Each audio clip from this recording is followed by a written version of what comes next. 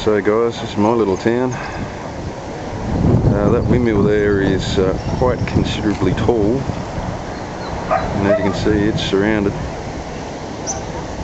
Water levels have dropped a little bit actually. I don't know if you can see over there, but those houses right along the bank there, their fences are normally a good 5-6 metres away from the edge of the water. They've closed all the bridges. They're concerned about a lot of debris flowing down, not just in our little town but all the surrounding areas as well. Not as bad as Queensland, but sort of strikes home when it's happening in your own little town. The bike's floating underneath, well, one's actually stuck under the bridge. Footway here. That's normally 2 to 3 metres above the level of the water, that bridge.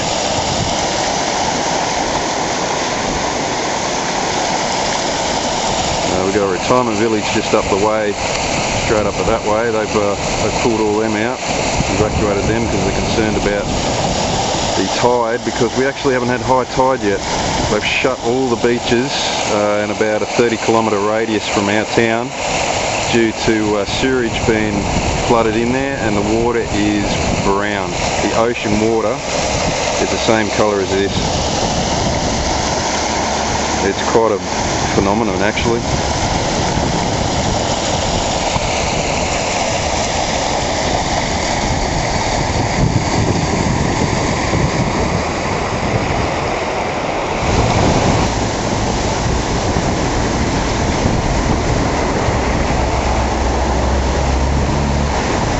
This is normally a little tiny creek. It's probably twice, well no, 5-6 times its normal size. It's our railway bridge. That's normally easily 5-6 metres above the water level.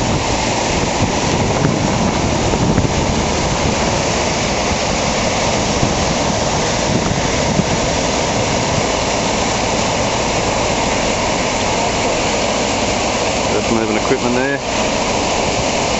building up a bit of a levee.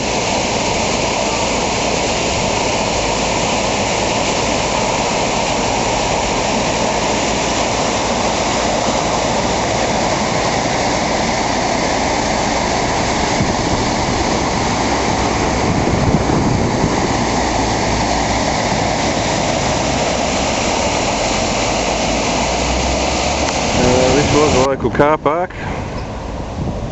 As you can see though, it's basically full of mud and water. This is how high the water actually got up to this levee here. And there it is there. It came up in about half an hour. This was all bone dry, not a problem, little bubbly creek. Half an hour later it was up. I mean, it's still flooded and we haven't reached high tide yet. And it got all the way up to this brick wall here.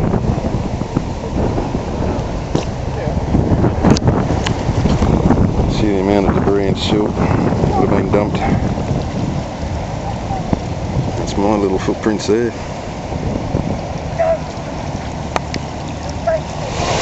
Some of the debris caught on one of our other footbridges. It's punched its way through the steel guard, and that's what they're concerned about with the bigger bridges, is this amount of debris that's been smashing into the columns.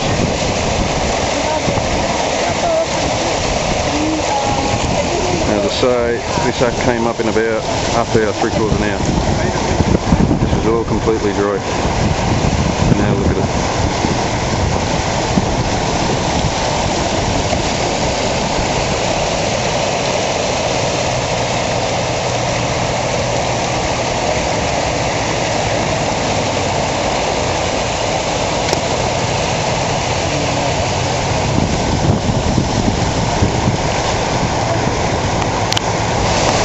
Big steel cabinet that's banged up against on the other side there. These trees are normally on a bank in the middle of the creek. They're not even in the water normally.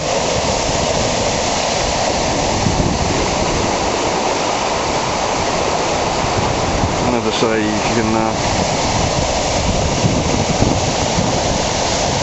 and those houses there have been evacuated because the water was flooding through their fences.